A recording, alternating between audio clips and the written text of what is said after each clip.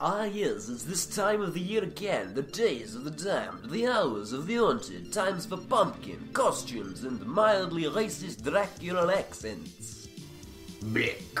What better game to celebrate such a time could there be than Castlevania? It defines this season with its oh crap. From the very first time we entered the gates of you sack of shit, the atmosphere is very oh my balls, are you kidding me? Stupid accent, this is bullshit. Top 5 most fucking annoying Castlevania enemies it is. And I'm really just talking about the classic, like, pre-Symphony of the Night games, as they're the ones that had the enemies that just seem to piss me off the most. I love these games for sure, don't get me wrong, but they certainly had their demons, and I think it's high time I brought some of them up. God help me.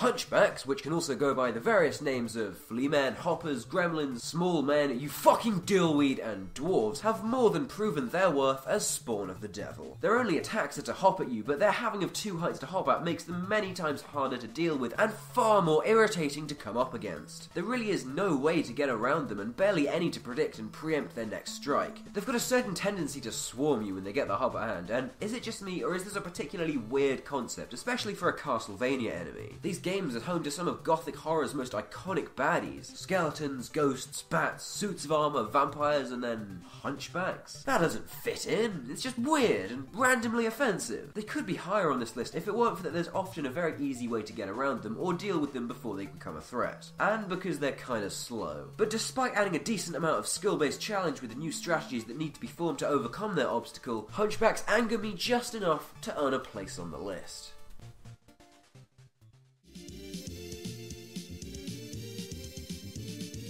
Super Castlevania 4 definitely reduced the bullshit factor of the enemies, with its greatly improved control, more streamlined level design, and mechanics that were adapted to further emphasize the atmosphere and aesthetics. The whole game, it felt smooth, it felt good. Surely there can't be anything that'll cock.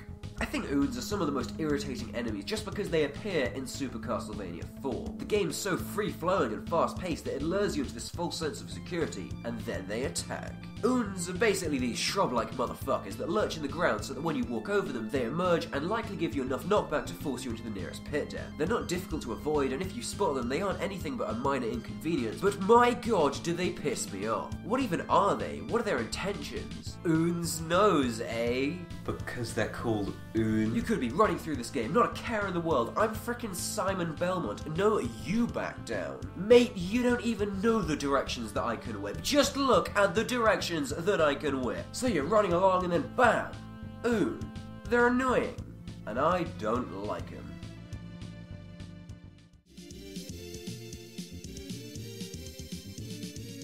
Despite its numerous, and I mean numerous flaws, I quite enjoyed Simon's Quest. The combat felt as satisfying as ever, the music was decent, and personally I didn't mind the backtracking and non-linearity. That being said, the day and night mechanic was dumb and executed poorly, the lack of any proper bosses was a big letdown, and oh my god, absolutely fuck the slimes. Let's just say as a general rule, anything that's too short for your whip but can still attack you deserves a place on this list. But more than any of the rest do the slimes from Castlevania 2, and also from the classic series Vampire Kill, if you want to be all specific about it. These twats appear in most of the mansions in the game and occasionally elsewhere, and do everything in their power to just annoy you. Not damage you very severely, and rarely do they cause your death, they just intend to annoy you. And my god, are they good at it! Slimes can jump such massive distances that it's often hard to see them coming, and if you're not well equipped with an item such as the Sacred Flame, they will almost always land hits on you thanks to their beyond sporadic movements. The generally awkward level design of most of the mansions makes these swollen bollocks even harder to avoid. They defy all logic, and on occasion gravity in their quest to just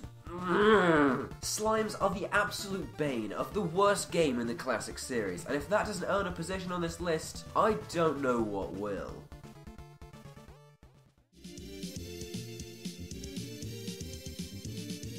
Just from going into this list, you knew these little bastards would be appearing. You just knew. Quite possibly the most infamous of all the entries on this list, Medusa heads well deserve their status due to their frustrating attack patterns and horrible level placements. They're these disembodied heads of Medusa that fly at you in an arcing pattern literally everywhere in the classic series. They may not seem that bad, and true, when found on their own they can be taken down fairly easily, but when combined with awkward level design, particularly difficult enemies, or even other Medusa heads, their frustration factor really comes into play. I think part of the reason why these guys infuriate so many gamers is because by all merits they should be so easy to outmaneuver. They go up and they go down, and yet in the fray of battle it's all too easy to lose track of them thanks to the sheer amount of ground these seemingly inoffensive enemies can cover. This is probably best exemplified in Castlevania 1's infamous That Hallway, where Medusa heads combined with Axe Knights create one of the most intrusive and aggravating difficulty spikes of the NES's library. And yes, that is the same console as Ninja Gaiden, Zelda 2 and the Lost levels.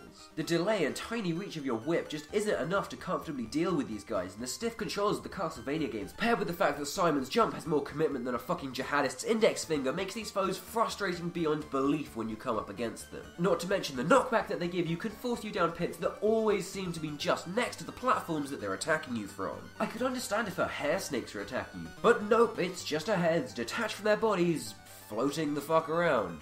What's up with that? Medusa heads have earned their infamy in every game of which they make an appearance. Their simple yet awkward attack patterns and knockback tomfoolery renders these utter arsewipes. Well, utter arsewipes.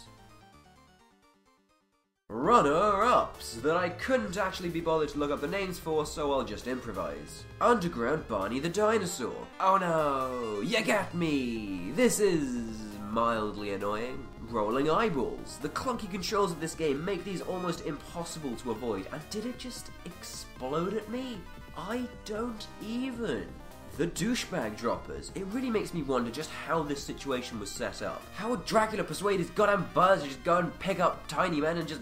What? Unicorn Heads. I thought you guys were all about that love and tolerance. Did someone just not get the memo or what? Minotaur Bull Wankerers. These guys charge at you, usually from off-screen, which makes them a royal pain in the arse to deal with. But their disrespect doesn't end there, as they're shown to not be above ripping parts of ancient architecture to slap you with. Brilliant.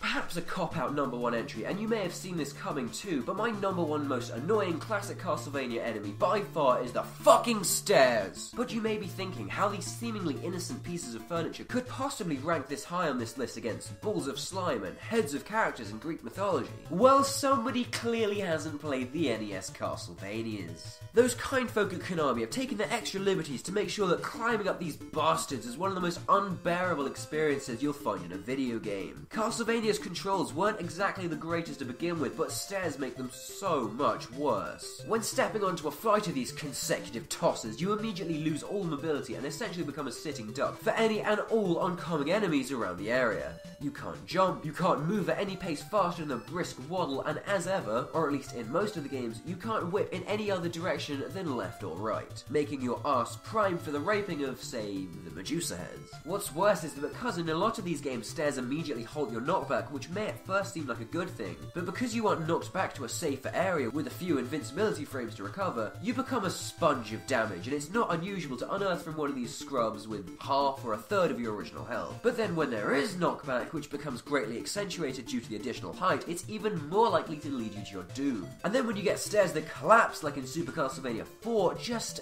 forget about it. But the absolute worst example of stairs in Castlevania has to be, say it with me, Castlevania 3 Dracula's Curse. Why are there so many stairs? Not to mention, because using your sub-weapon is mapped to up B and climbing upstairs is mapped to B, if you're fighting an enemy and there's some cheap-ass stair motherfuckers in the way, then you're basically as good as dead. They seem to plant them in the most inconvenient of places. Who designed this place? I'm done! Stairs. They're impractical, nonsensical, and frankly a right pain in the arse.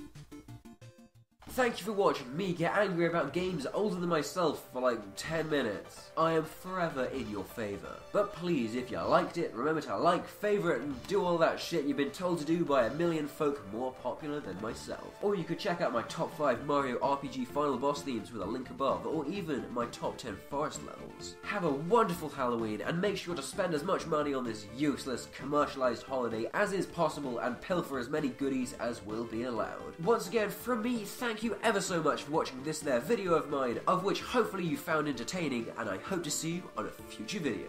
Cheerio!